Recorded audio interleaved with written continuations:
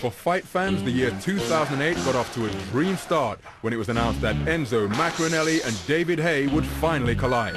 This matchup had been talked about for years and continued the great British tradition of domestic rivals settling their differences in the boxing ring, although sometimes they couldn't even wait that long. Bitter rivals during battle, often lifelong friends after the final bell.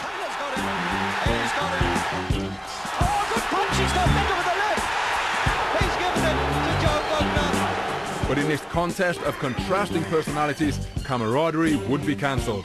Reputations are at risk, titles are on the line. And so, in the early hours of last Sunday morning, for the benefit of American television, the former derelict White Elephant on the banks of the River Thames that is now the magnificent O2 Arena provided a suitable stage for this domestic dust-up with global ramifications. Maccarinelli, the WBO champion, squaring off against David Haye, the WBA, WBC and Ring Magazine belt holder, for the right to be called the world's #1 cruiserweight. A pair of devastating punches, two chins that have proved vulnerable in the past.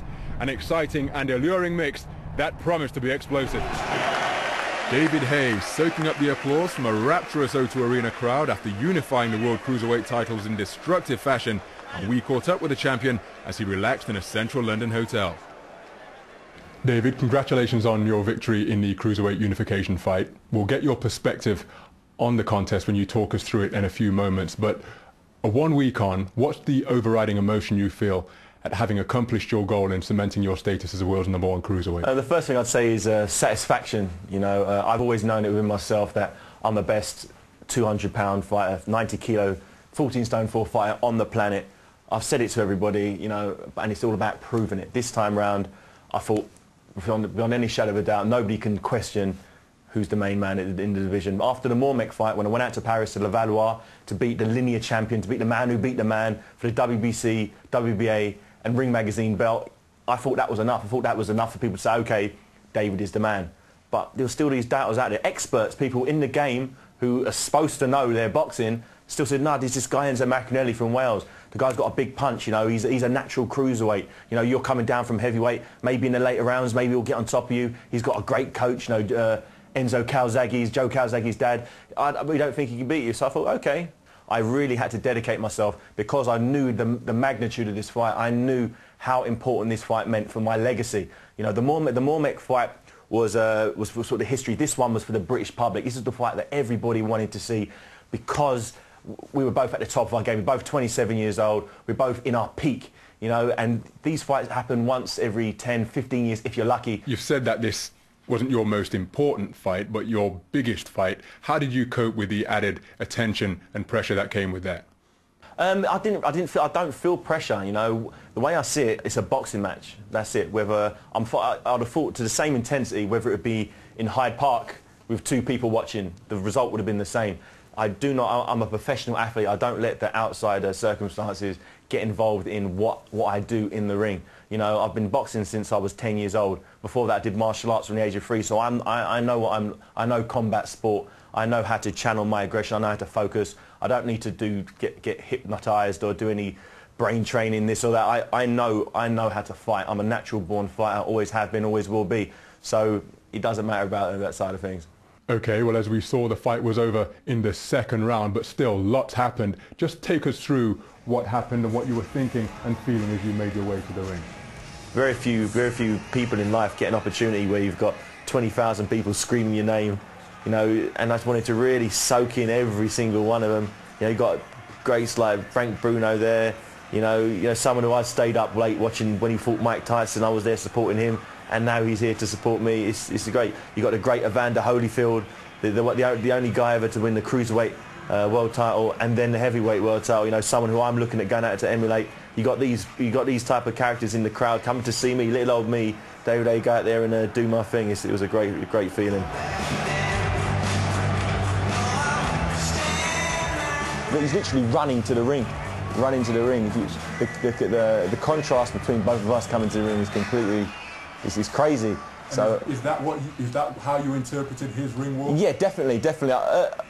I remember seeing him running. I remember thinking that's not the right mentality to come to the ring with. For someone who's 100% confident, It's cool. He's got no to run to the ring. What are you running for? You know, the fight's going to happen. Take your time. You know, the champion always takes his time to get to the ring.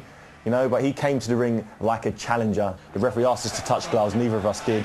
The referee calls us both, and we both reluctantly touch each other's gloves.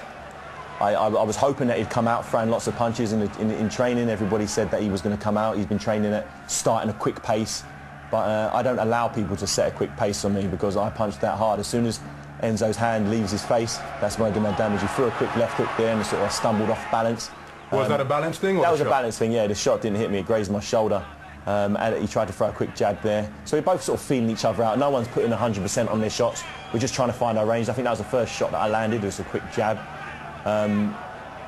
Yeah, Enzo's got nice high hands. He's trying to keep his chin protected. I've purposely dropped my hands, bringing my hands low to allow him to throw his shots. You've noted that he's holding his hands up high, keeping his chin tucked down. What else are you learning about I'm learning about his rhythm. I'm throwing lots of feints at him like I just did there. I'm pretending to throw, I'm pretending to hit him to see what he does, see how he responds to it.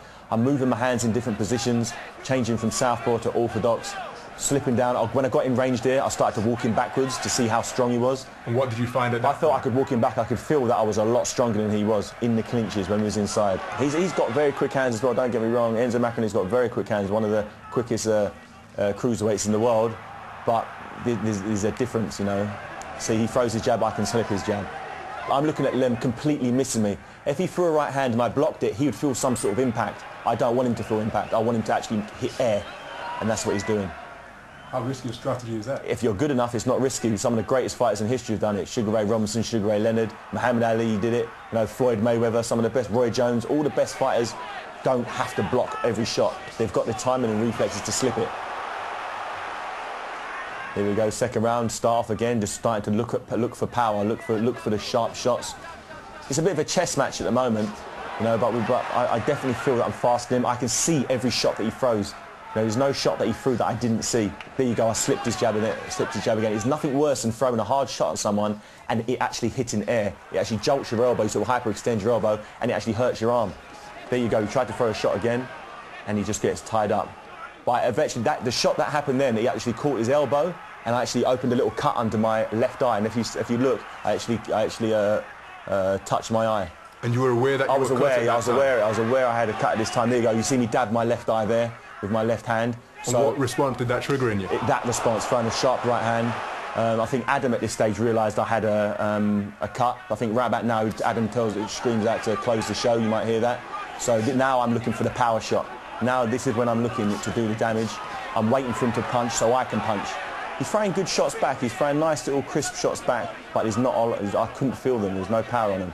Back him into a corner, unload, that's it. As soon as I had him hurt, as Adam said, close the show. I had a cut over my eye. There's no time to be messing around. You've got to do what you've got to do to get him out. And as you can see, he looks like a drunk man staggering out of a pub. And there's the celebrations. What are you feeling at that time? Is it justification? Is it vindication? Yes, all those things. It's just the fact that I knew I was going to do it, and this is just confirmation that I'm the best fighter in the world. I knew it. Adam knew it. All my team knew it. A lot of people in boxing who know their boxing knew it. It's just those few people out there, those few doubters. This is just how they've got to put their hands up and say, OK, I was wrong, you guys were right. As you can see, as soon as I unleashed the haymaker, the fight's over. There was a sporting embrace between the two of you at the end of the contest. What sentiments were exchanged? The fight was over. So once the fight's over, all that hype, all that bad blood, it's out of the window. You know, he came back into the changing room afterwards. We had a chat after the fight. And it's just sport. It's a game. There's no animosity between us. You know, I wish him all the well. Hopefully he can pick up these same titles that he lost this time round at a later date. All he's got to do is regroup, you know, focus and stay positive.